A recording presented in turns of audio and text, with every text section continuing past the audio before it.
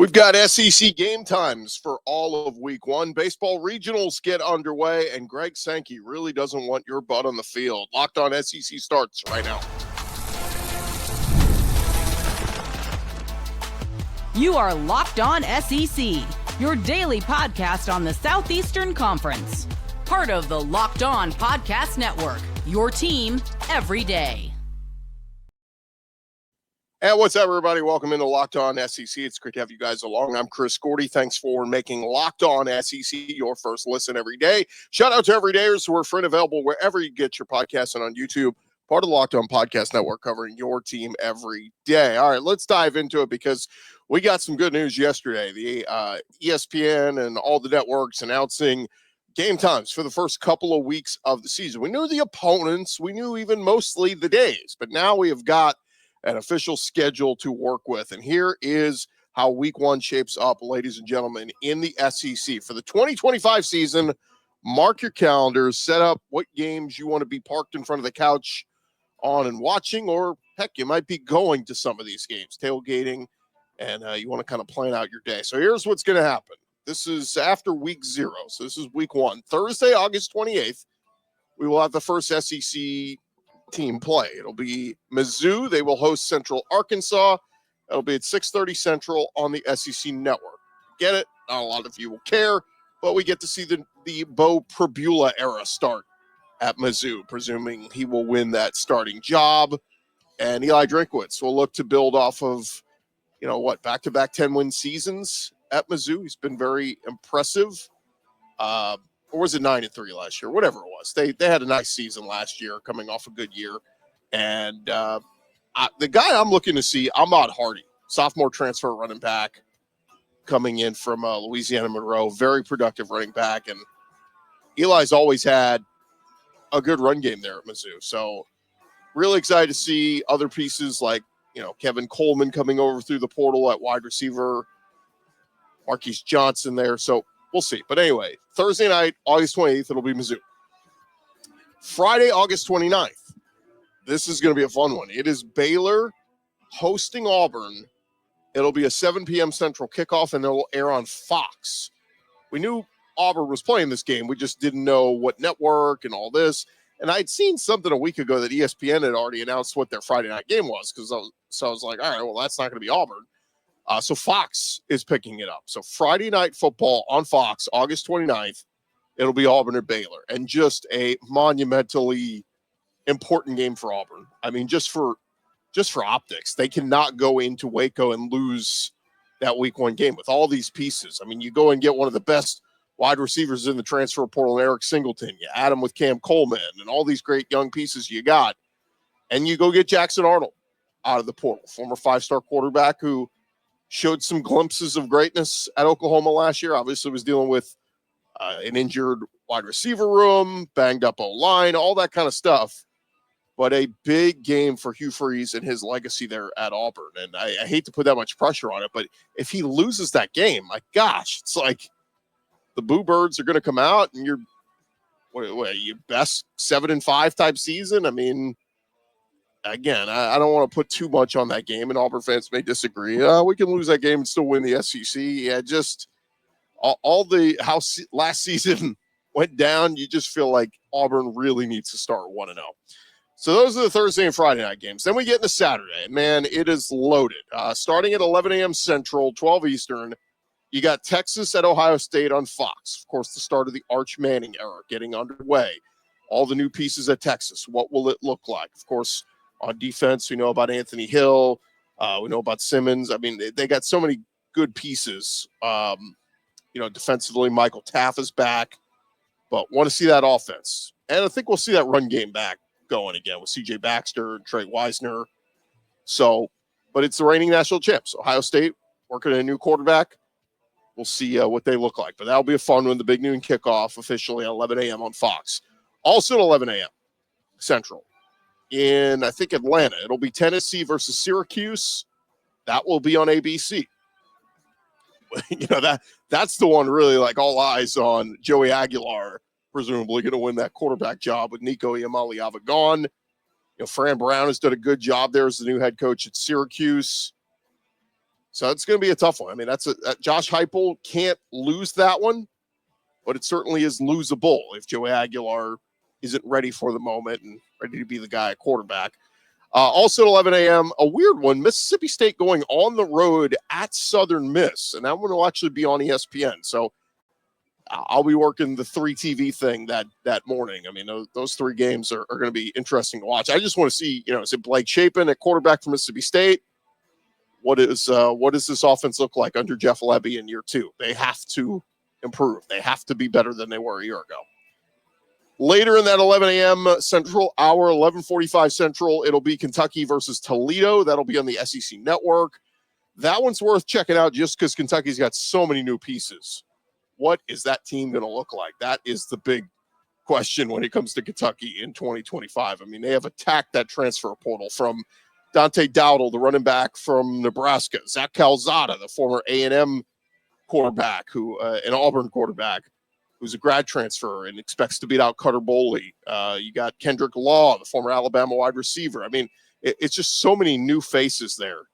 We got to see what Kentucky is going to look like. So that'll be early into the afternoon. We get Alabama at Florida State, and that is a very intriguing one. Of course, Alabama is a heavy favorite, but is this the start of the Ty Simpson era at quarterback? And what does the offense look like with Ryan Grubb now calling the plays? That will be very interesting. And look, I've been saying this all offseason. Florida State has improved. They really rebuilt through the transfer portal as well. A lot of new pieces there. So if they're improved, can they give Bama a little bit of a fight? It's in their house. It's in Tallahassee. I don't think they will, but maybe it's close at half, something like that, but we shall see. Also at 2:30 Central, Georgia opening up with Marshall. That'll be on ESPN. I've had some people ask about why is Georgia playing Marshall? Originally, they had Oklahoma scheduled, right? And then Greg Sankey made them cancel it because, they're coming into the conference. So redo that. So Georgia adds Marshall, and that's who they'll open with. And probably a good tune-up game for Gunnar Stockton and all those pieces to kind of get some, basically a stat game. Put up some good stats and, hit the showers by the third quarter. Nate Frazier, I think we're excited to see as a true sophomore what he's going to look like at running back. But how about Josh McCray, the senior transfer coming in from Illinois? I'm interested to see what he is going to look like. So we'll keep an eye on that one. And then at 3:15 later that afternoon, it'll be Alabama A&M at Arkansas. That'll be on the SEC Network. Not the sexiest matchup, but we get to see Taylon Green another year under Bobby Petrino calling the plays. Expect that Arkansas offense to look really good.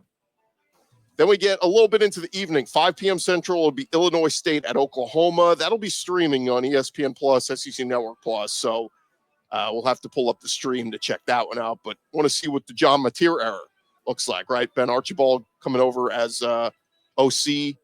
What is that offense going to look like with John Mateer at the helm? So that will be fun. Into the evening at 6 p.m. Central, UTSA at Texas A&M. Marcel Reed back at quarterback, all those pieces in the backfield, Reuben Owens, and Le'Veon Moss.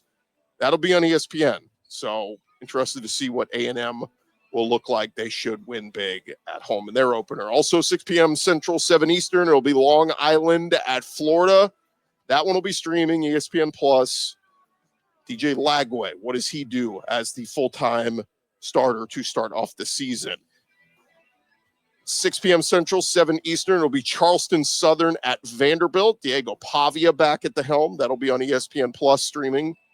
So we'll need the tablets going to see some of these games.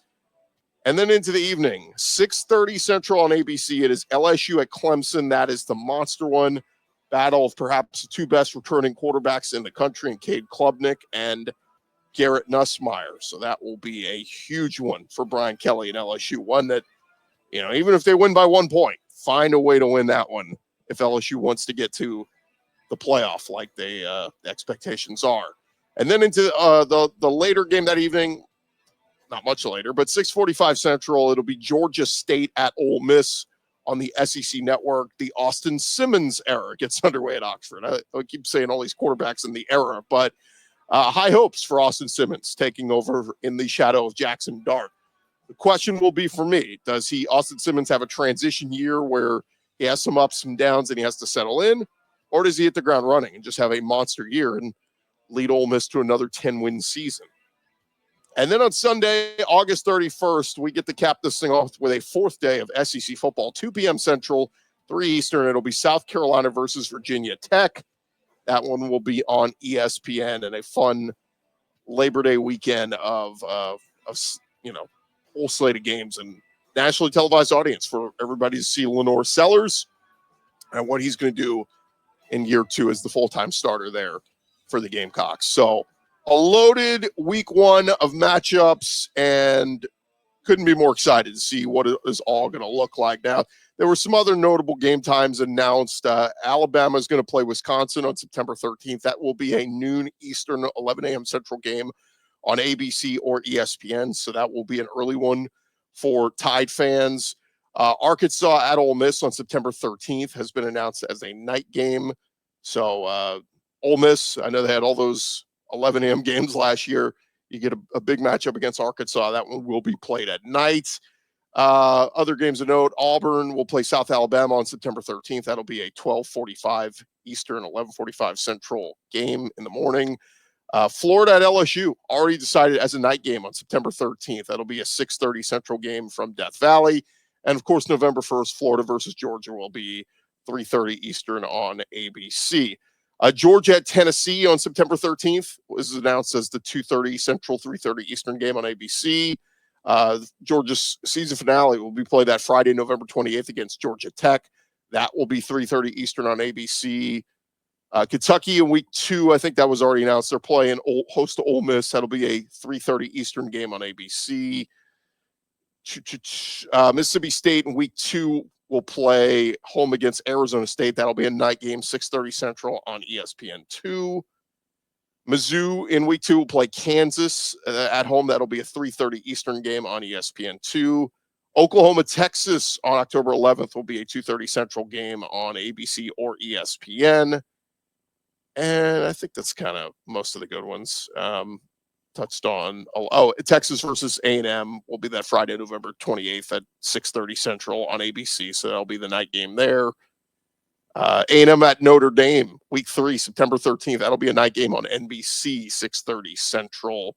And Vanderbilt at South Carolina in week 3 will be a night game at Williams-Brice. So there you have it. Some highlights from the big times that were announced, and we were told that more game times will be announced in just a couple weeks. So you got to plan out your weeks and all that. I like it because it allows you to plan for travel, right? If you know you're going to Auburn, you're going to Tuscaloosa, and it's an early game, okay, then we don't need a hotel. We drive back after the game or whatever. So it's just kind of fun to plan out how you're going to attack the college football season, and fun that ESPN has announced all that. All right, thank you guys for making Locked On SEC your first listen every day. Coming up next, Greg Sankey taking it even more serious, storming the field or rushing the court. We will talk about that here in just a sec. Hey, but first, to the NBA playoffs, obviously in full swing. We are down to the nitty-gritty here, and every night we're watching highlight-worthy performances, big momentum shifts, of course, big moments from certain players, and whether it's a game-winning shot or a breakout player, never been a better time for you to get into the action, and that is at FanDuel. They're going to make it easy for you guys to stay in the game before tip-off or even in live action. Player props, performance trends, same-game parlays, all of it is up there for you over at FanDuel.com. If you've never signed up before, go check them out and take advantage of some of the great stuff they got going on there. Of course, a lot of these week 1 SEC games we're talking about are up there. You can get in on some of those early betting lines. You want to get on some over-under win totals, some Heisman odds. They got it for you over there at FanDuel. And like we said, if you're new to FanDuel, you never signed up before, perfect time to sign up. You just go to FanDuel.com, you get signed up, you place your first $5 bet, and if it wins, you'll get $200 in bonus bets. Go make every moment more with FanDuel. They are the official sports betting partner of the NBA. And, of course, plenty of college football action for you up there as well.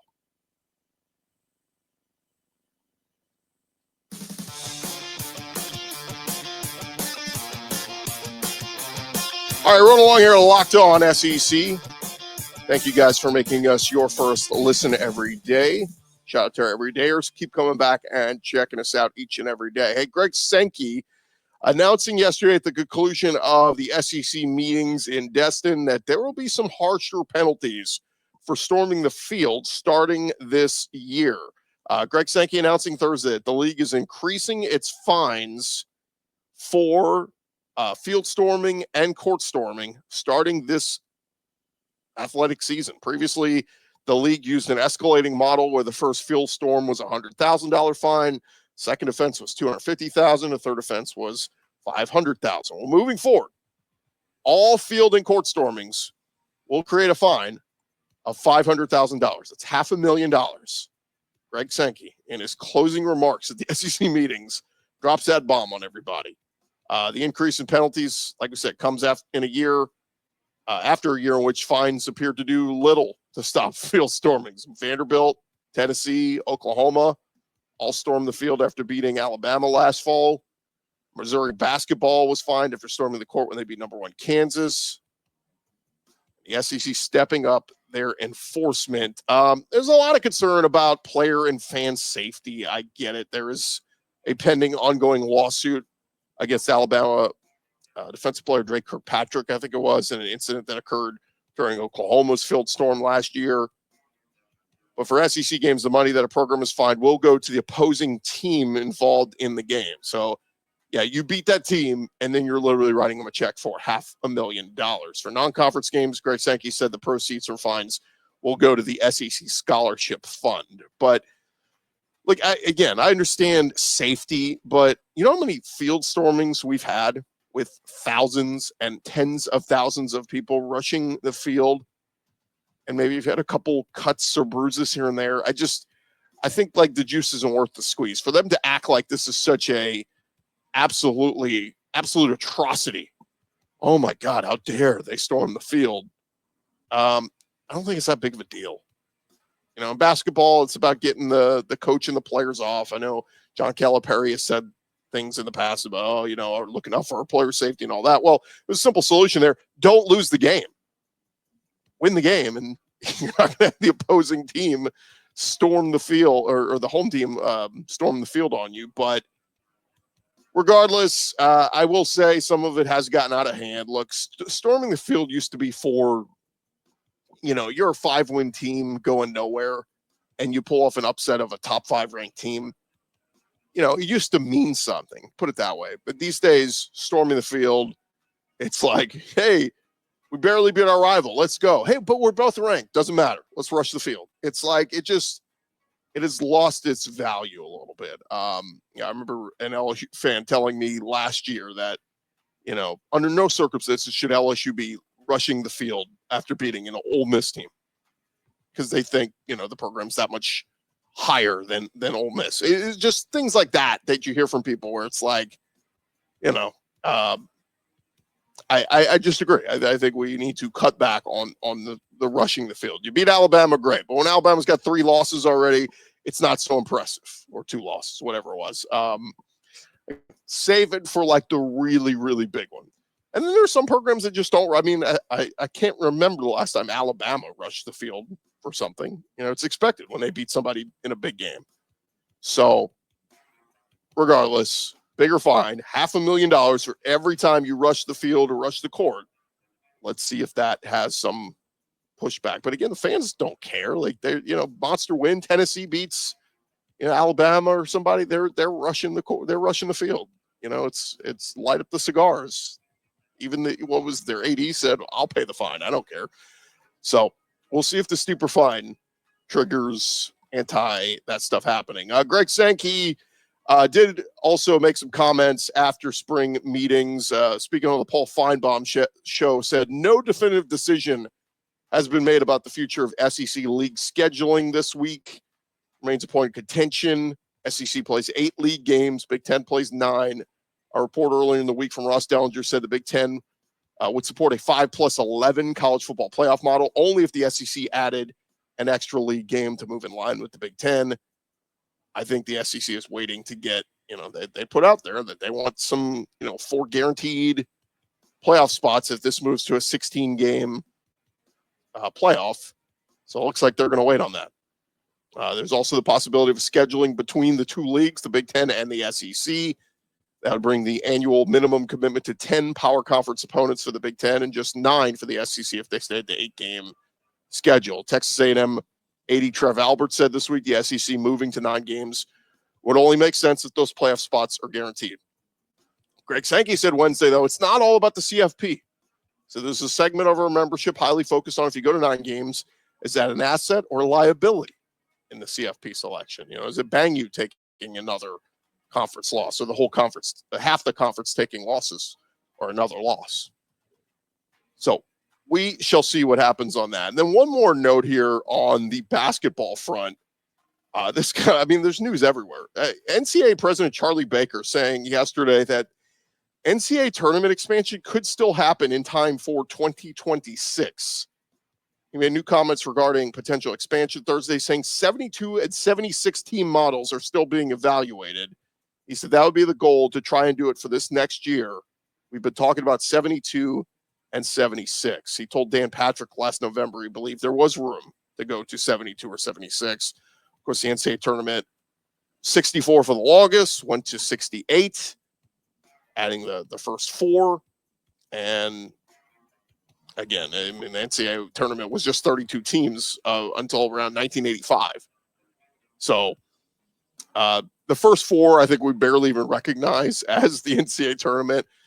To go to 76, I just think really diminishes the product. I mean, you're talking about teams that are, less than 500 in the conference making it into the tournament. We have to kind of ask ourselves, what are we doing here? But again, it's more money, and money rules all. So, but gosh, the NIT will have to go away, right? Like the NIT will all have like teams well below 500 records making the NIT if this happens. But a decision on whether or not the NCAA tournament will expand in time for this coming season is expected in the coming weeks to months. So hopefully we get some kind of word on that. All right. Thank you guys for making Locked On SEC your first listen every day. Coming up next, it is college baseball regionals getting underway today. We'll talk a little bit on that and softball as well.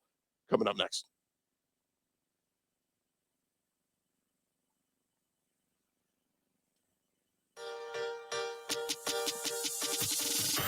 All right, run along here to Locked On SEC, part of the Locked On Podcast Network, covering your team every day. And before we get into it, some NCAA regional baseball news. I'm at Mississippi State. Report coming out yesterday. Kendall Rogers of D1 Baseball reporting that Virginia coach Brian O'Connor is the front runner to be the next full-time head coach at Mississippi State. 7-time College World Series appearances for the coach. The story saying the deal is not done yet, but longtime Virginia coach Brian O'Connor has emerged as the clear-cut frontrunner for the Hail State job. His addition would be a blockbuster get for AD Zach Selman. O'Connor turned 54 in April, would be a monster hire. I mean, guy's got a 705 winning percentage, led Virginia to a College World Series win over a decade ago, and I mean, it feels like they're in the postseason almost every year. So looking for the Chris Lemonis replacement, Kevin O'Connor would be a huge, huge hire for Mississippi State and just make the SEC that much tougher, man. I mean, it's already a dogfight in this conference, but it'll be even tougher with him. All right, some other baseball regional news. Arkansas is going to go a little bit off the reservation when it comes to who they're going to start today in their first game against North Dakota State. They are going to start Aiden Jimenez on the bump. By starting him, they will save Zach Root for later in the series. Root was Arkansas's best pitcher during the regular season, had a 4.07 ERA. We'll see if the gamble will pay off for Dave Van Horn and company. How about over in Conway, Florida? Kevin O'Sullivan, they're going to go with Liam Peterson. He's been their Friday night starter for much of the year, so no surprise there. Ole Miss, they're going to go with Riley Maddox to start their opening game against 4-seeded Murray State. So they're going to save ace Hunter Elliott for a potential winner's bracket game with either Georgia Tech or Western Kentucky. Quick note on Florida, their star Colby Shelton appears to be nearing a return to the lineup. He's not played since April 26th with a hamate injury. Over at LSU, their coach Jay Johnson wants to make sure the Alex Box Stadium is rocking. He is paying for all student tickets for their regional. So that will be see if LSU takes care of business at home.